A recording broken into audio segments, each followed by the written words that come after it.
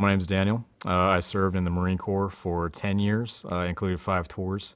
I was out at Camp Lejeune for the vast majority of my time. I had a lot of anger issues going into the Marine Corps. I was an addict as a teenager. I was very angry, and then joining the Marine Corps just kind of, ignited all that as well. And then combat service and doing that just kind of accelerated everything. So I still deal with a lot of that today.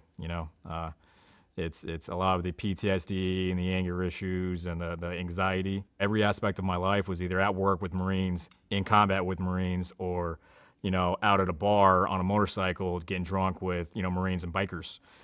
So it was always pretty hard, and I did a lot of bad things. I hurt a lot of good people. It was very, very hard to come out of that.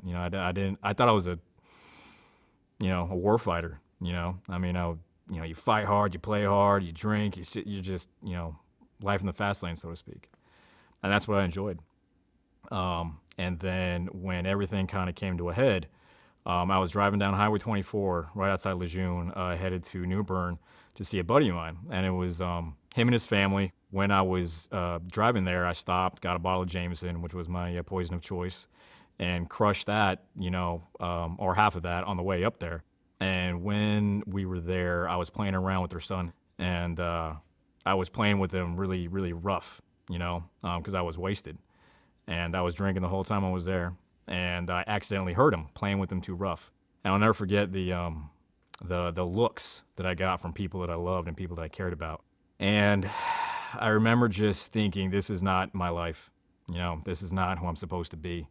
I have a very close relationship with God, and I think that at that time, I got a smack upside the head. Like, what the hell are you doing, man? And since that day, that's when I got sober. Well, there's a program in the Marine Corps called SARPS, that's Substance Abuse Rehabilitation Program. And that is for people who have ARIs, alcohol-related incidences, and also for people who want to receive treatment. And you're in a class with a handful of other guys seeking help, and you have instructors coming in there and, just discussing the different things that, different challenges you're going to meet while trying to be sober. And then on top of that, when you're interacting with other guys who need help and you're starting to help each other and you're seeing that and realizing that makes you want to do more. Once I got out in December of 14, my daughter was born that next month in January 2015. So I left Camp Lejeune. I'm away from everyone I knew, my house, everything like that, and I moved across the country to California because my fiance, she's a senior chief in the Navy. She's stationed here at Pendleton.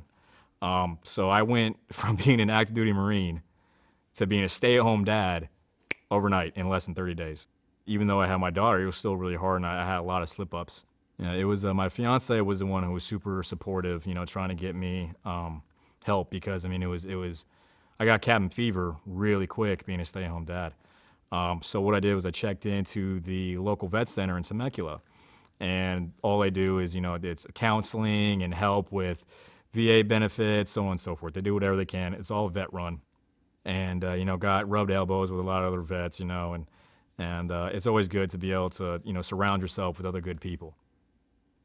Fighting that stigma of that you don't need anyone's help is step one. And that was what helped me, was just realizing that help is not a bad thing. Asking for help is probably the strongest thing you can do. Carrying around that emotionally mental baggage, it hardens you, it hardens your heart. And it's hard to be like that when you have other people who have been through the same things you've been through and who have dealt with them in all different kinds of ways. It helps you in immeasurable ways to try to move past all the things that are going wrong. You got to be able to honestly and accurately look at your own life and decide if this is the way you want to be, if this is who you want to be, if you want to be a better father, husband, person in general.